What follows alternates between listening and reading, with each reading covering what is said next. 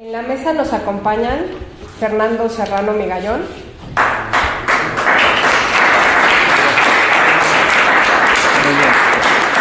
Fernando Rodríguez Miaja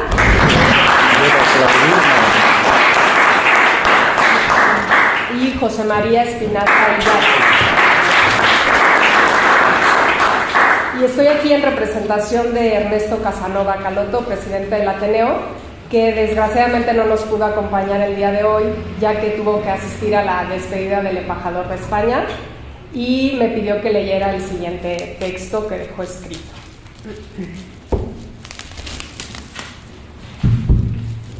Queridos amigos y amigas, hoy nos reunimos a celebrar a una institución que está a punto de cumplir 70 años, tiempo en el cual ha logrado trascender como una de las instituciones culturales de mayor prestigio e importancia en México y como punto de referencia obligado para quienes desean adentrarse en el conocimiento del exilio español en nuestro país. Hoy honramos y celebramos a las mujeres y hombres que, arrojados a costas americanas por la Guerra Civil y el exilio republicano español, buscaron la manera de habitar la nueva patria, esa que les había acogido generosamente y donde estrecharon lazos cada vez más profundos con sus contrapartes mexicanas. Celebramos también la inteligencia del gobierno mexicano, que supo abrigar a estos refugiados y otorgarles una oportunidad para aportar sus saberes a la cultura y la educación nacionales. Gracias a ellos surgieron instituciones, empresas y proyectos que fueron echando raíces en esta tierra, algunas más profundas y duraderas que otras, pero en todo caso construyendo una cultura hispano-mexicana sin la cual no se comprende la historia nacional del siglo XX y por ende nuestra actualidad. Entre estas instituciones, el 4 de enero de 1949 se daba por creado el Ateneo Español de México. El 16 de marzo de aquel año se realizó el primer acto público, presidido por la primera mesa directiva, entonces encabezada por el doctor Joaquín Dacourt. No es casualidad que nuestro primer presidente fuera un médico, en vista de que uno de los antecedentes inmediatos del Ateneo Español de México fue el Ateneo Ramón y Cajal, fundado por los médicos que vinieron como refugiados como una forma de reagruparse y aportar, en la medida de sus posibilidades, sus conocimientos a la nueva realidad que las circunstancias imponían. Desde su inicio, el Ateneo Español de México tuvo la función de promover la cultura de la República Española y ser un lugar donde la memoria pudiera ser celebrada, conmemorada y vivificada a través de los numerosos actos en los que han estado presentes innumerables intelectuales, artistas y profesionistas mexicanos y de otras nacionalidades. El Ateneo se ha caracterizado siempre por su régimen de tribuna libre y puerta abierta, lo que nos ha garantizado tener aliados de todas las filiaciones que comparten el interés común de mantener viva la memoria histórica del exilio republicano y su importante legado en México. En la actualidad, gracias al apoyo que nos brindan nuestros asociados, tanto individuales como institucionales y benefactores, así como gracias al apoyo de los gobiernos de México y España, seguimos cumpliendo con esta función, adaptándonos a las condiciones y medios que la realidad actual nos impone, sin perder nuestros principios, buscando convocar a los herederos del legado del exilio republicano español en México, que si lo pensamos bien, somos los mexicanos, españoles y personas de otras nacionalidades que se han nutrido de las aportaciones que los refugiados hicieron en todos los campos del conocimiento y la cultura. Cabe destacar que en años recientes, además del carácter cultural de nuestras actividades, hemos ampliado nuestro objeto social hacia proyectos educativos y de capacitación, gracias a lo cual hemos podido implementar una serie de acciones que van desde la organización de cursos y talleres hasta la publicación de libros, actualización de nuestras plataformas virtuales, producción de videos, restauración de documentos de nuestro importante y único acervo resguardado en la biblioteca, el archivo y la colección plástica, entre muchas otras cosas más. Sabemos que no es sencillo continuar con la inmensa labor de nuestros antecesores, pero sé que esta institución vivirá por muchos años más, porque estoy seguro de que lograremos hacer frente a los retos que se nos presenten para mantener viva la memoria común de nuestros pueblos y seguir contribuyendo al porvenir de la educación y la cultura para las nuevas generaciones. Larga vida al Ateneo. Gracias.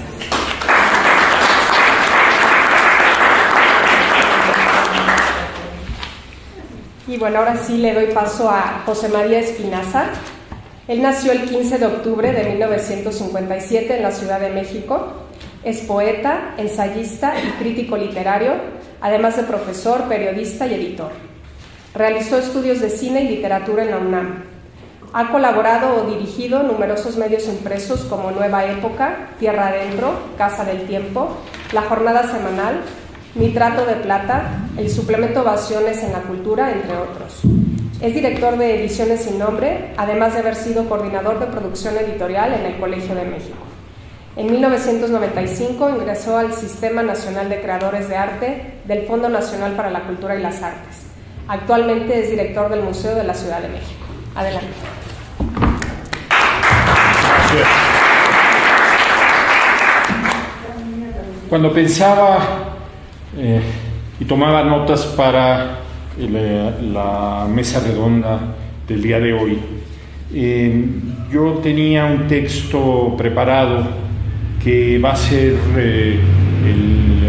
uno de los textos preliminares de un libro que el Ateneo prepara y que hablaba justamente sobre la fundación de esta querida casa que hoy nos cobija. Pero pensé que la oportunidad de hablar ante ustedes de una manera conversada me permitía una licencia de hablar más desde una experiencia personal que desde la del crítico, historiador de una institución. Hace 5 años el Ateneo me pidió que hiciera una breve historia del Ateneo que apareció publicada y me daba la sensación de que si yo volvía sobre esos temas se iba a ser un poco repetitivo. Entonces escogí otro camino. Sí, desde luego, lo que ya señalaba Ernesto en el texto que nos leíste, la importancia que tiene recordar que el antecedente del Ateneo español fue el Ateneo Ramón y Cajal, un Ateneo formado por médicos con el modelo español y que llegó a publicar una revista muy importante para la cultura científica y la medicina en México. Cuando el Ateneo se disolvió y dio paso, el Ateneo Ramón y Cajal se disuelve y da paso al Ateneo Español de México, de alguna manera esa impronta quedó presente en los ya casi 70 años de su existencia. Y entonces empecé a pensar, bueno, ¿cuál ha sido mi relación con el Ateneo a lo largo de esos 70 años? Y me llamó la atención que, por ejemplo, he conocido a 5 de sus directores, de sus presidentes. Conocí a Leonor Sarmiento, conocí a Eulalio Ferrer, conozco a Carmen Tagüeña y a Ernesto Casanova. No me acuerdo el nombre del químico. Carlos Vélez. Físico. A quien también conocí y entrevisté justamente para la historia del Ateneo. Quiere decir que de alguna manera el Ateneo tiene un poco la misma edad que yo.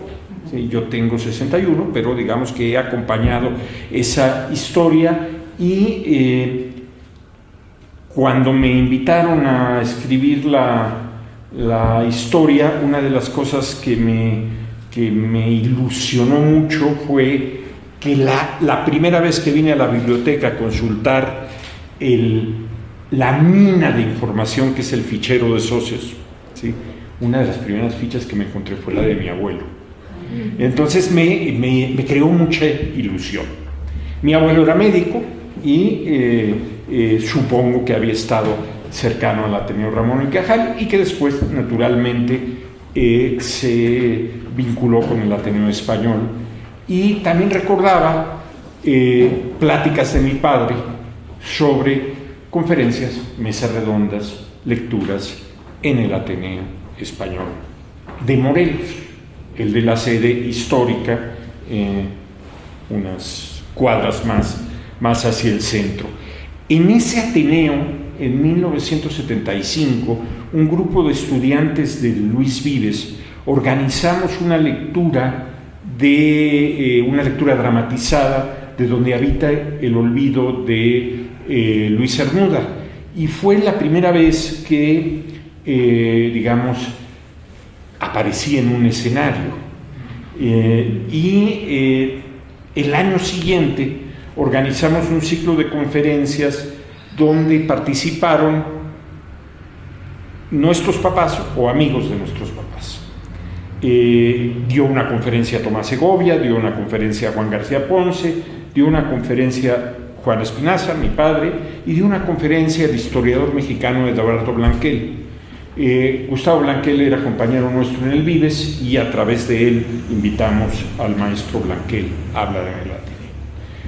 Y ocurrió una historia que es por la que cito ese momento, que es que en un determinado momento el multitudinario público que estaba en la sala, 5 personas,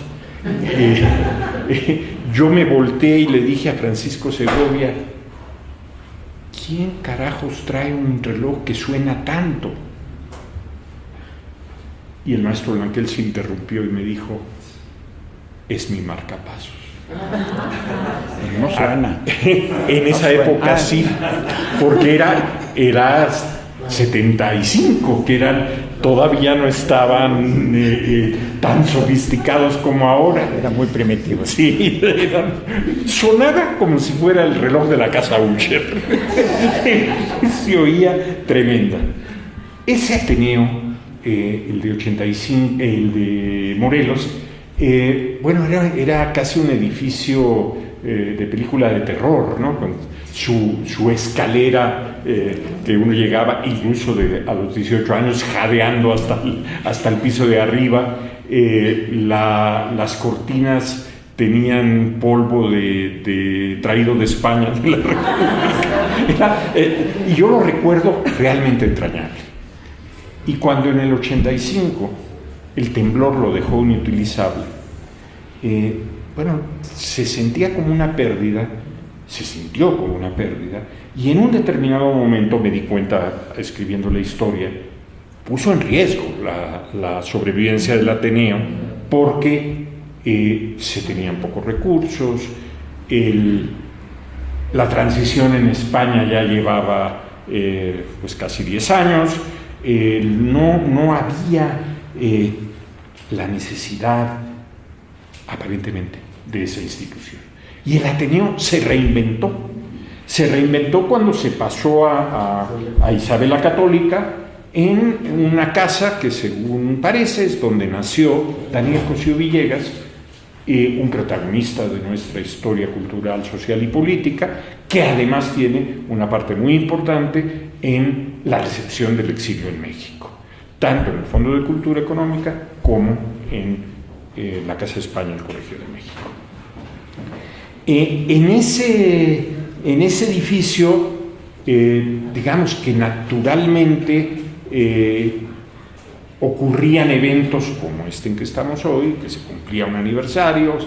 Ahí leímos poesía, Antonio del Toro, yo, Francisco Segovia, Eduardo Hurtado, gente, hijos, nietos, bisnietos del exilio, que seguían vinculados de alguna manera. Y como ejemplo paradigmático de esa actividad, recuerdo que debía ser el 2005 finales o 2006 principios,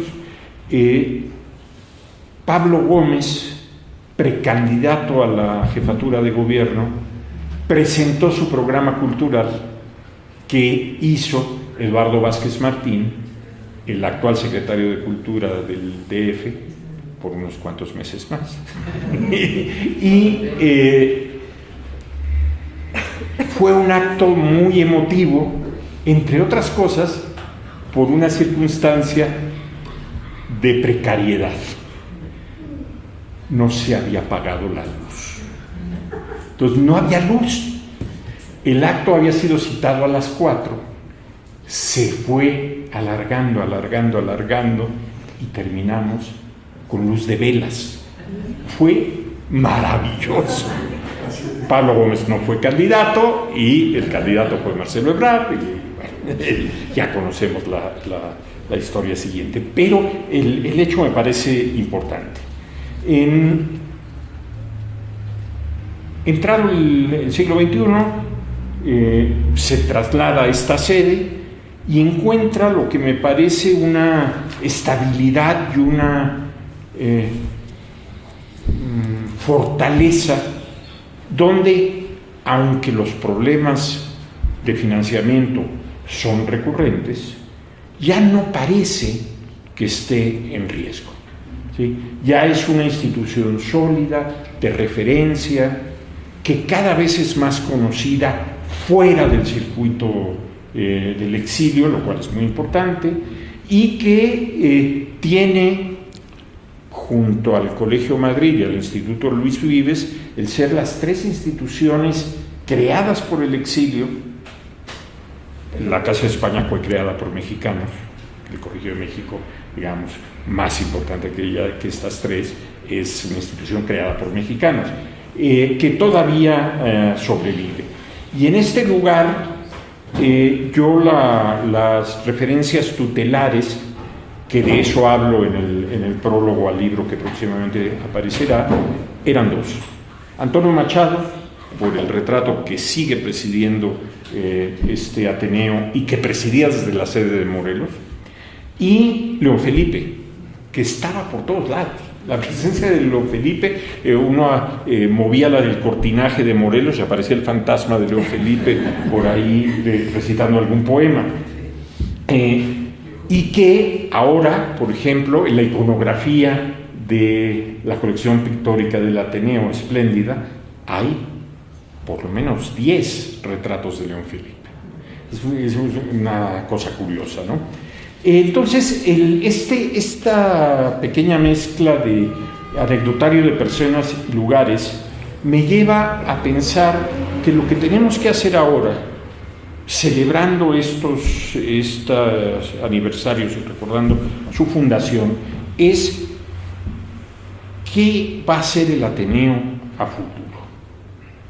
Ya sabemos, lo menciona también Ernesto, que los pilares de este Ateneo son una extraordinaria biblioteca en temática del exilio, una pinacoteca de pintores exiliados como no hay otra en el mundo, un archivo realmente notable y la parte más volátil, que son las conferencias, mesas redondas, exposiciones, de las cuales conservamos una memoria como la que estoy ejerciendo ahora, de carácter anecdótico.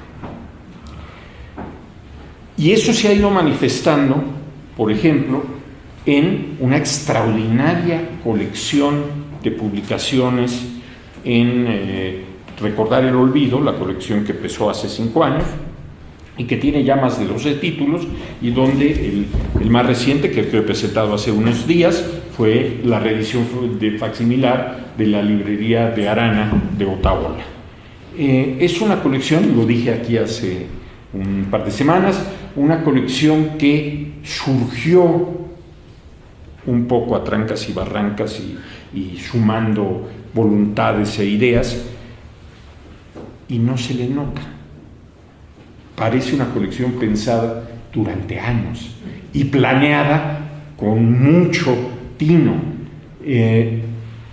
La serie de libros de historia académica, de historia personal, de memorias, de biografías, es realmente, yo creo que en este momento, la mejor colección de temática del exilio que hay en el mundo, incluidas las que hay en España. En ese sentido, tenemos que ser, los que queremos al Ateneo, muy ambiciosos. Por ejemplo, tenemos que empezar a pensar se me ocurrió porque cuando revisaba para citar algunas cosas, me encontré con la iconografía que publicó el Fondo de Cultura de Max Auer, figura central de la cultura del exilio. ¿Por qué no hacer una serie de iconografías con personajes del exilio?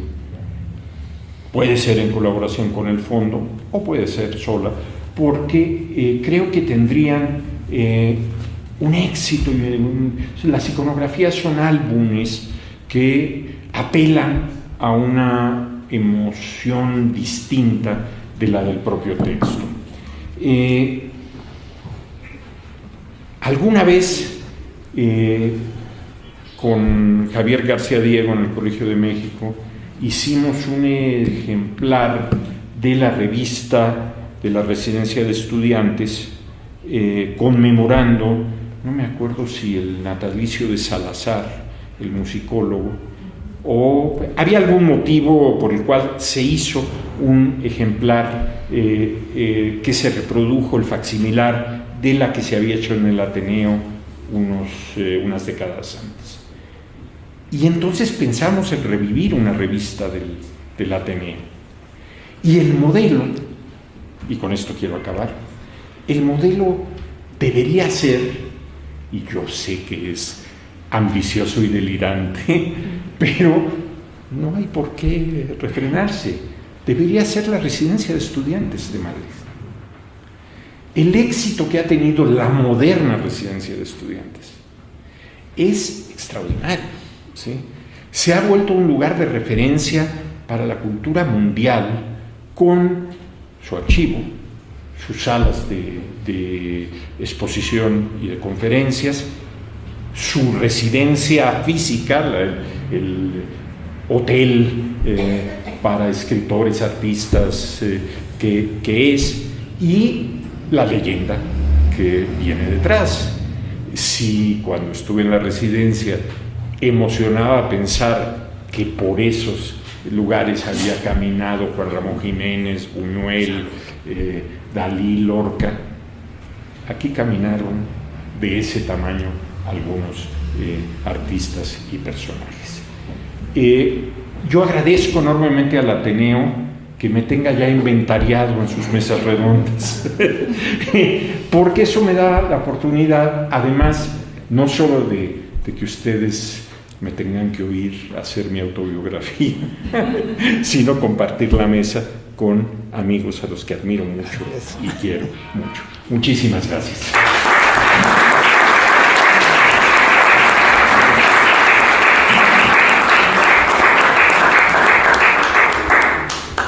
Rocío del Mar.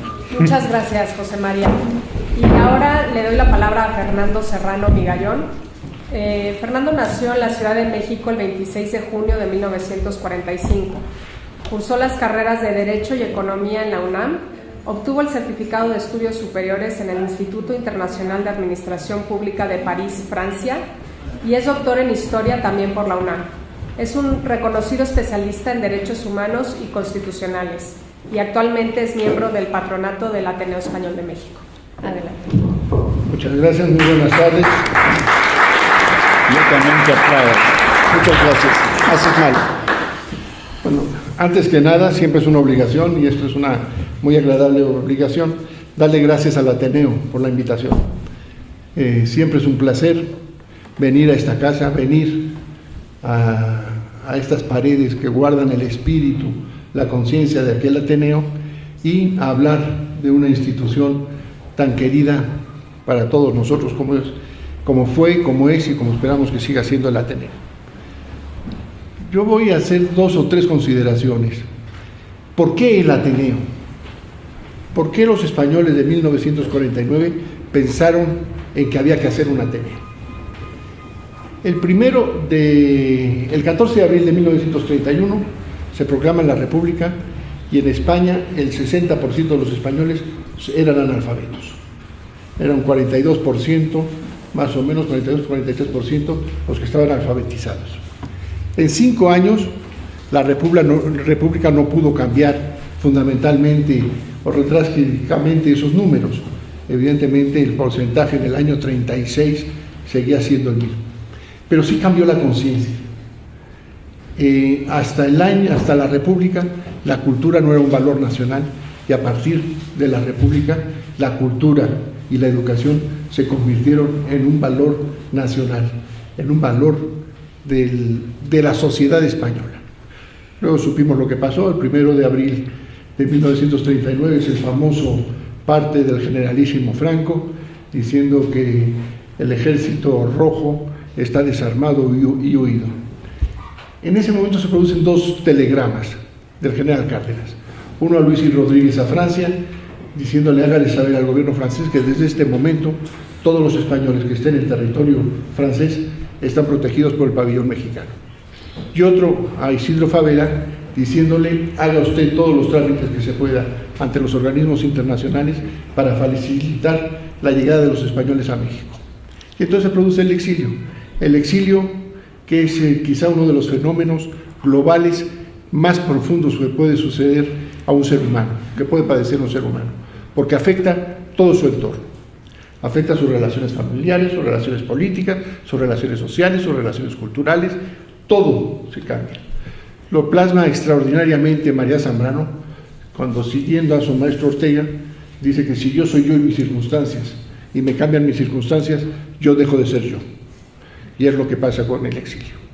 Y se produce ese diálogo a 3 voces muy complicado, entre los que expulsan, que tienen algo que decir, sobre todo en una guerra como fue la española, que afectaron a toda la sociedad española y que se quedaron, aun los que se quedaron en el territorio nacional, se quedaron con un mal sentimiento de fratricida, los que salen al exterior, que salen sabiéndose injustamente tratados, y los que reciben, primero Francia, pero luego en México, que no saben tampoco muy bien a quién reciben, cómo, cuándo y por qué. Entonces se establece una serie de mutuos conversaciones, ideas, intercambio de ideas, que produce eso que se ha dado en conocer o se ha conocido como la adaptación del exilio en México. Nunca se pensó que iba a ser tan largo.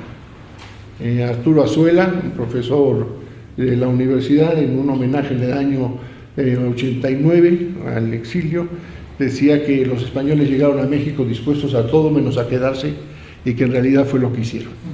Al final de la vida se quedaron a vivir en México. ¿Y qué es lo que hacen los españoles al llegar a México? Antes que nada, las escuelas. Se piensa en un exilio corto, vamos a capacitar a nuestros hijos para que cuando regresen a España puedan incorporarse. Vamos a darles las materias españolas, geografía de España, historia de España, literatura española, independientemente que al mismo tiempo aprendan las mexicanas. Pero la finalidad es mantener la cultura española en una especie de área protegida para que se puedan incorporar. Esto creó muchos problemas. Sí se produjo eso, pero al principio también creó un ambiente de separación de la realidad mexicana. Hay un profesor de la Facultad de Derecho, Néstor de Bueno, que narra su historia, sus experiencias. Dice que él llegó a México de 12, 14 años, vive en el edificio Ermita, que todos eran refugiados. Los fines de semana va al Club Mundet, donde todos eran refugiados. Estudiaba en el Instituto Luis Vives, donde todos eran refugiados. Los amigos de sus padres eran españoles, sus compañeros eran españoles, hasta que llega a la universidad. 8 o 9 años después llega a la universidad y dice, bueno, ¿y estos mexicanos qué hacen aquí? Entonces es un proceso lento de incorporación, de etapas que se van pasando. La primera etapa, la de la llegada a México, con el famoso Sinaya, es de encuentro. Luego vendrá una etapa de adaptación, una etapa de esperanza, que termina en el año 53, cuando el gobierno territorial de España es admitido en las Naciones Unidas. Luego vendrá el de la desilusión total, Y luego vendrá la segunda derrota, que es cuando se hace la transición a España, se hace de espaldas a la República y de espaldas a los republicanos. Y en el año 49 los españoles dicen, vamos a hacer un Ateneo.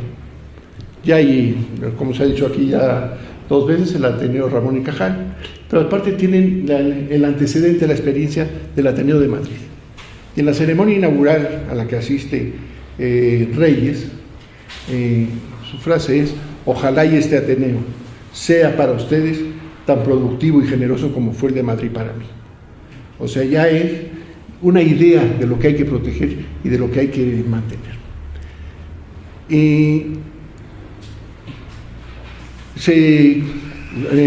Chema se acuerda de aspectos culturales. Yo me acuerdo, por ejemplo, de los días de Reyes en el Ateneo.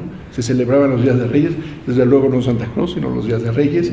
Había conferencias, había cuentos para niños, y yo sí conocía a todos los presidentes del Ateneo. Claro que soy mucho más viejo que tú, pero se le da una vigencia permanente al Ateneo. Es la conciencia cultural y crítica del exilio. Tiene altas y bajas. Aquí ya se habló de una crisis profunda que surgió a partir del terremoto. Se reconsidera, se revive, y en ese momento estamos en un momento de estabilidad. ¿Hacia dónde puede ir el Ateneo? Aquí ya lo planteó por primera vez José María, y yo creo que si el exilio ha evolucionado, si la Ciudad de México ha evolucionado completamente, si el Ateneo ha cambiado, yo creo que el Ateneo surgió como una institución española instalada en México por una institución española. Yo creo que en este momento es una institución mexicana de origen español, ya por quienes vienen, por quienes están, y yo creo que nada más nos tenemos que ver nosotros, aquí unos a otros. El promedio de edad está muy por encima de lo que nosotros esperábamos. A los jóvenes de nuestras familias no les interesa venir al Ateneo, no les interesa participar en estas. Tienen una idea romántica del exilio. Hay que considerar también que es un exilio de conciencia. Si se les pregunta a todos de por qué el exilio, por deber ser, por cumplir con una obligación, pero no se tiene una idea clara de lo que se tiene que hacer. Hay una discusión en el año 59, cuando se cumplen los 25 años de paz, entre Luis Araquistáin, que está en Ginebra, y Fernando Valera, presidente del gobierno en Francia, en el que Luis Araquistáin dice: el exilio ha fracasado. A nuestros hijos no les importa el problema de España. De nosotros no se acuerda nadie en España. Nuestros nietos no tienen nada que ver con la realidad española. Cada uno tiene su vida en sus países en los que reside. Y nosotros vamos paseando el cadáver de la República por todo el mundo como una especie de Juana la Loca con el cadáver de Felipe el Hermoso. Y le contesta a Fernando Valera diciendo: ese es un punto de vista pesimista.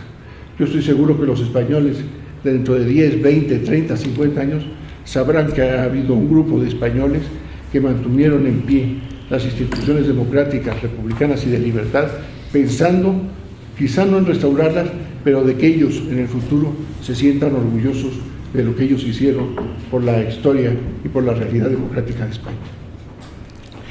¿Qué le toca ahora en este panorama al Ateneo? ¿Hacia dónde podemos enfocarlo? Yo sí creo que desde luego hay que revitalizarlo, pero hay que saber enfocado a quién. Esto que estamos haciendo, ¿a quién le interesa? ¿Cómo podemos traer a la gente que le interese mucho más?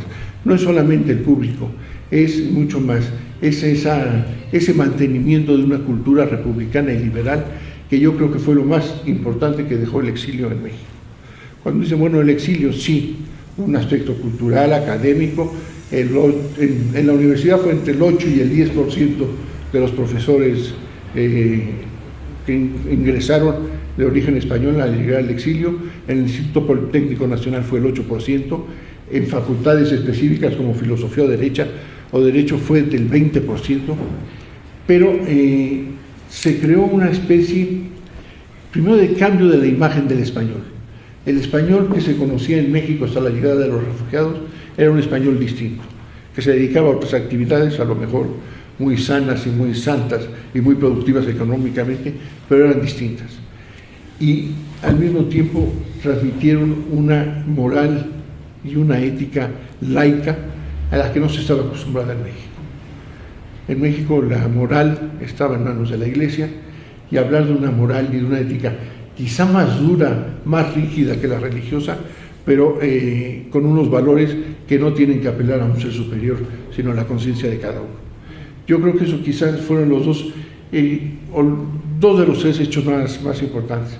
El tercero es ese gran amor a México, que lo tuvieron los refugiados, lo tuvieron sus hijos y lo tienen ahora sus nietos. Entonces, con este gran acopio de valores, ¿qué tenemos que hacer? ¿Cómo lo podemos revitalizar? ¿Y cómo lo podemos tener vivo y vigente? Cuando uno es necio, dicen que es terco, pero cuando esa terquedad es por un valor superior, tenemos que decir que es una constancia de carácter. Entonces yo creo que tenemos que demostrar ese carácter que tuvieron nuestros predecesores en el Ateneo y tratar de darle una nueva imagen hacia el futuro. Muchas gracias.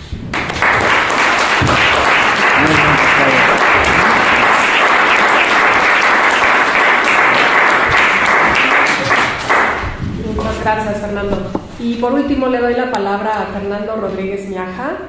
Él nació el 11 de agosto de 1917 en Oviedo, España. Muy joven llegó a Madrid con la intención de hacerse ingeniero, pero en esta ciudad le sorprendió el alzamiento franquista y se enroló en las filas del Ejército Popular como teniente de ingenieros, periodo en el que participó como secretario personal de su tío, el general José Miaja, heroico defensor de Madrid, presenciando y siendo memoria viva de los principales acontecimientos políticos y militares que vivió en aquellos años. Tras la derrota republicana, viajó acompañando al general Miaja, pasando por Valencia y Alicante, posteriormente en avión rumbo a Argelia, donde pasó por Cherchell y Orán. Continuó con el general en su viaje a Francia, pasando por Marsella, París y finalmente en el puerto de La Rochelle, donde se embarcó junto con su familia rumbo a Cuba, país donde recibieron el ofrecimiento por parte del gobierno cardenista de refugiarse en México. Es autor de diversos libros donde plasma la memoria de los acontecimientos vividos durante la Guerra Civil y actualmente es miembro del patronato del Ateneo Español de México y el asociado de más antigüedad, habiéndose afiliado en 1953. ¡Bravo!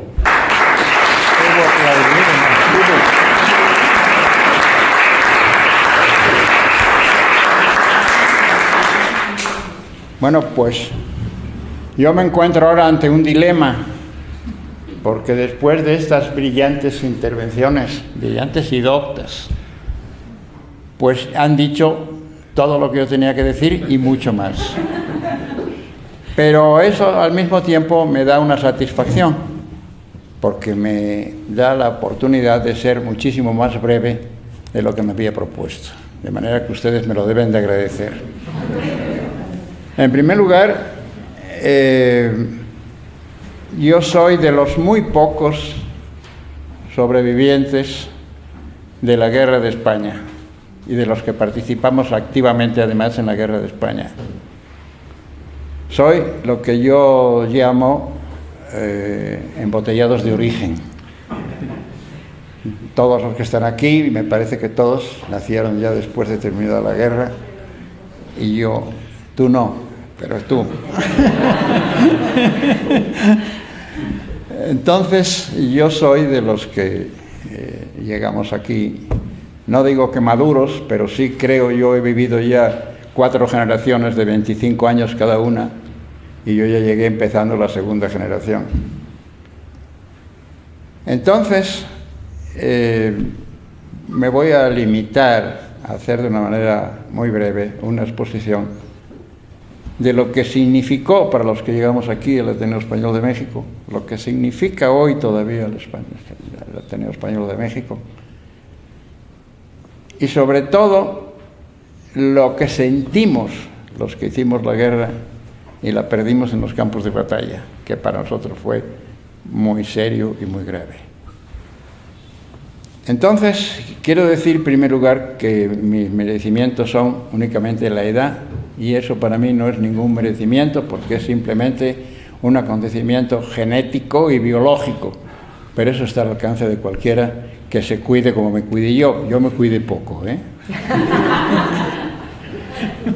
En segundo lugar, yo tengo un antiguo olor a Ateneo, porque a los 15 años que tenía yo cuando vino la República, yo fui miembro del Ateneo de Oviedo, mi ciudad natal. Allí disfruté por primera vez de una muy buena biblioteca circulante, y allí fui directivo de la FUE, que era entonces el organismo de izquierdas universitario. Fui también de los primeros, de los últimos españoles que salimos de España. Yo salí de España el 29 de marzo de 1939. La guerra, el caudillo, publicó su último mensaje de guerra, su único participante de guerra, diciendo que la guerra había terminado. Eso fue el 1 de abril, 3 días después de haber salido yo de España. Desde luego, en su parte de guerra no dijo que ahí se empezaba o se reanudaba o se incrementaba la persecución que hubo contra todos los que habíamos luchado contra la dictadura.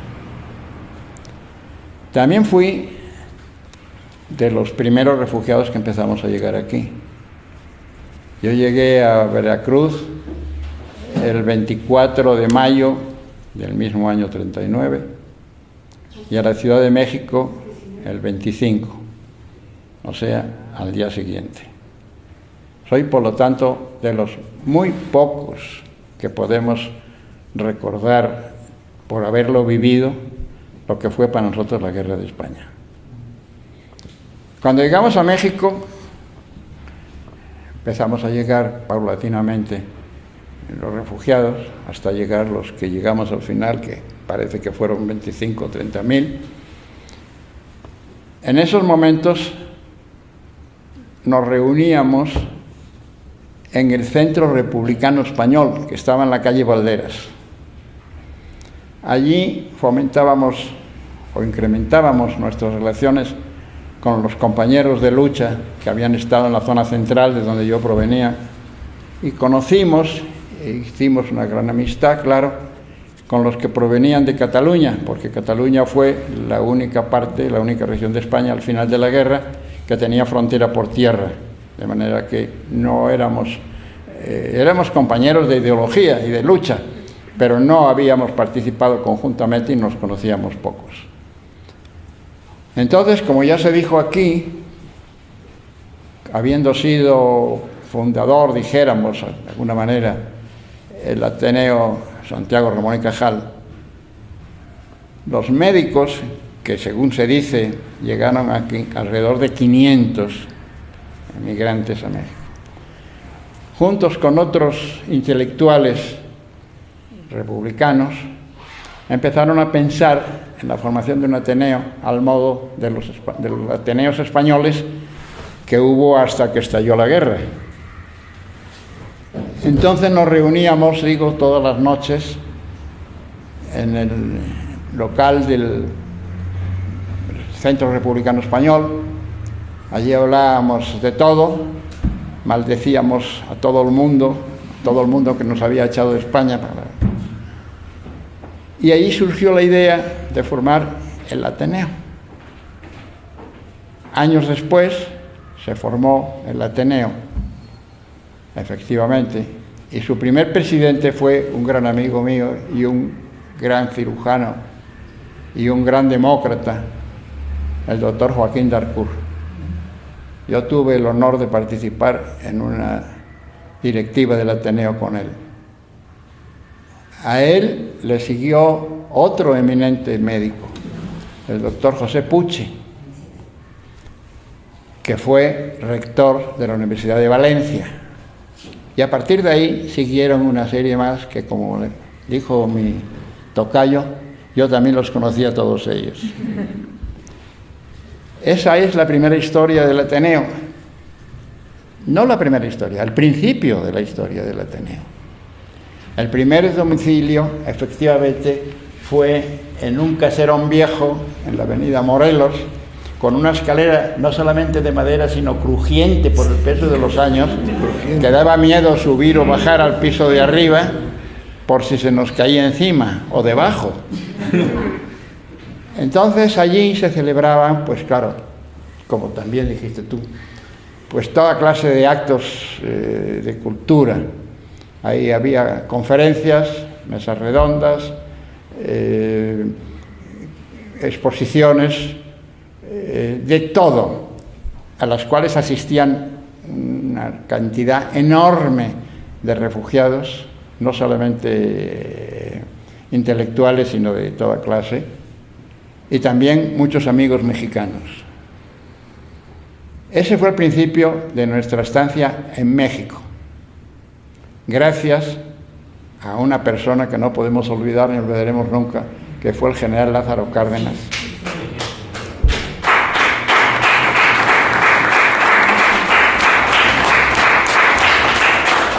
Y gracias también a la generosidad del pueblo mexicano. Yo, como anécdota personal, recuerdo muy bien que yo participé en una peña que nos reuníamos todos los sábados en la tarde en el Ateneo, en la avenida Morelos. Éramos 7 o 8, ya murieron todos ellos, menos yo que estoy aquí. Y hablábamos de lo divino y de lo humano, y maldecíamos, pues para qué les digo a ustedes desde quién, desde Franco para abajo a todo el mundo, ¿no? Después de eso, el Ateneo se pasó, como también dijiste tú, a lo que fue la finca de la acequia, llamaban, en la avenida Isabel la Católica. Siguió la misma tónica, el Ateneo siguió es decir, ampliando la cultura del exilio en México, integrándolo a la cultura mexicana también, en la cual no me cabe duda que el exilio tuvo una gran influencia. Y después el domicilio se trasladó a este magnífico lugar gracias a la ayuda de la Embajada Española, porque compartimos con ellos el domicilio. A partir de aquí se suscita pues una cuestión que no se ha planteado, creo yo, por lo menos desde el ángulo que yo lo veo.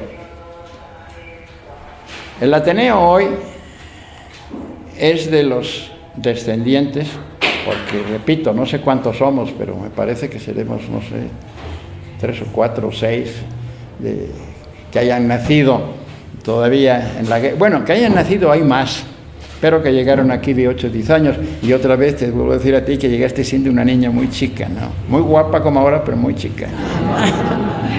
Entonces, lo que pasa es que hoy el Ateneo ya es un Ateneo de los hijos. Yo tengo aquí 2, ¿verdad?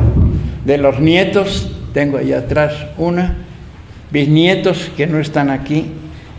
Y hablar por ahí, no míos, pero por algún otro tataranieto. Entonces hay que pensar que, como dijiste tú, tocayo, hay que reorientar el Ateneo, porque no es que los hijos o los descendientes en general no les importe España, hablo en general, hay sus excepciones, claro. Pero sí es cierto que lo ven desde otro ángulo, incluso nosotros, porque nosotros ya somos exiliados y estamos ahora aquí porque queremos. Yo, por lo menos, mientras vivió Franco, no quise volver a España, pero ahora sí he vuelto y podría vivir en España y no lo hago.